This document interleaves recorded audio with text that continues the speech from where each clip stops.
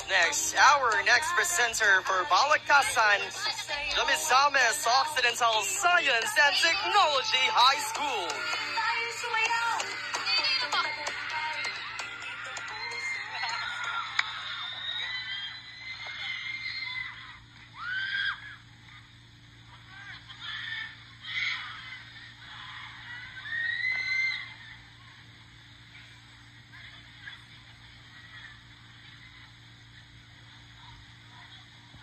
Magandang gabi sa inyong lahat, sa butihing mga guro, magulang, panauwing pandangal, at higit sa lahat, sa masiglang kabataang naririto ngayon. Ako po ang iyong lakandiwa, ang magiging tagapamagitan at tagahatid ng katwiran sa isang pagtatalong puno ng diwa at damdamin mula sa Misamis Occidental Science and Technology High School. Buong puso naming inihahandog ang isang pagtatanghal na hindi lang puro sa aliwan, kundi para rin sa mas malalim na pagninilay sa ating lipunan. Sa ating pagtitipon, ngayon ay dadalhin isang paksa na dapat nating pag-isipan. Kabataan nga ba'y pag-asa ng bayan?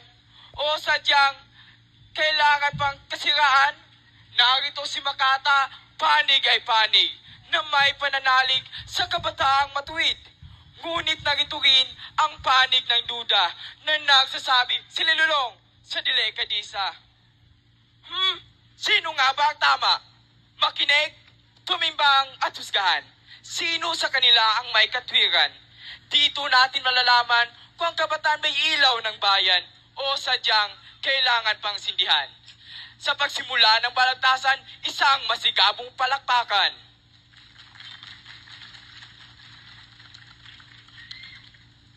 Ako'y bumabati, bayan kong mahal.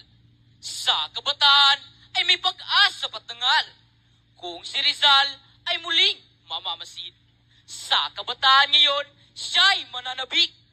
Oo, may TikTok, may gadget, may Facebook.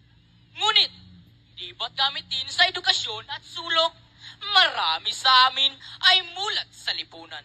Sumisigaw ng tama, laban sa kamalian. Hindi tamad, kundi lumalaban. Hindi pabaya, kundi may pakialam. Ang kabataan ngayon ay hindi adlang. Kami pag-asa, hindi pabigat ng bayan. Tama po ba, mga kabataan? Salamat, Lakandiwa! Ako'y magsasalita tungkol sa kabataang naligaw na nga. Kawawang Rizal.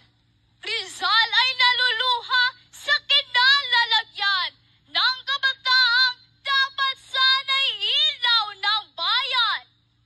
Nasaan ang dangal? Nasaan ang layon? Puro ML party at alak sa tugon. Oo't may mulat, ngunit ilan lang ba? Lagana pa rin ang tamad at salbahe sa eskwela. Aminin na natin. Tumataas ang dropouts, ang krimen, ang bisyo, ang respeto sa magulang. Tila naglalaho. Kung sila ang pag-asa, abay magdahan-dahan dahil sa gawin nila, bayan ang nahihirapan. Nakakabahala, di ba? Aba! Teka muna, hindi pa ako tapos.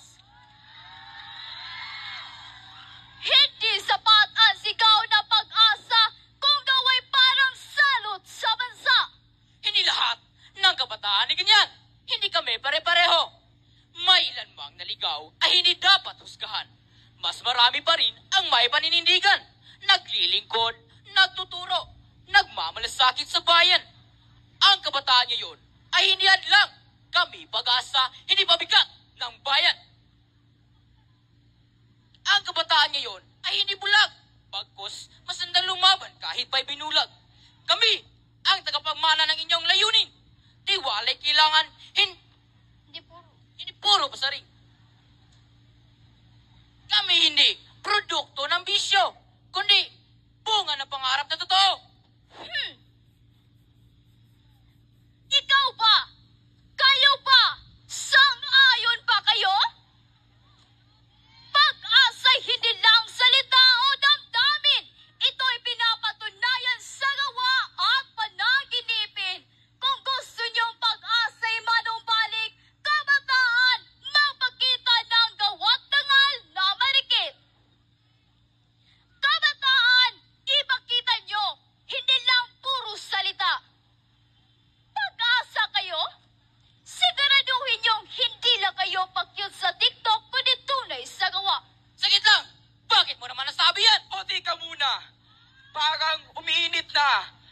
kasalanan ng inyong mga katwiran.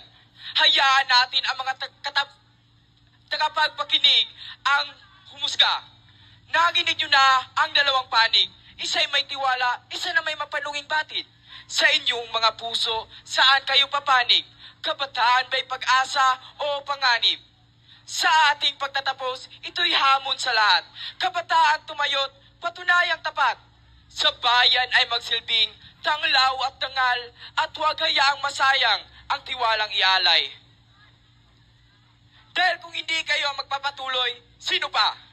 Lingguman ng kabataan o hindi, kayo pa rin ang inabangan ng bayan. Kabataan, pag-asa pa ba ng bayan?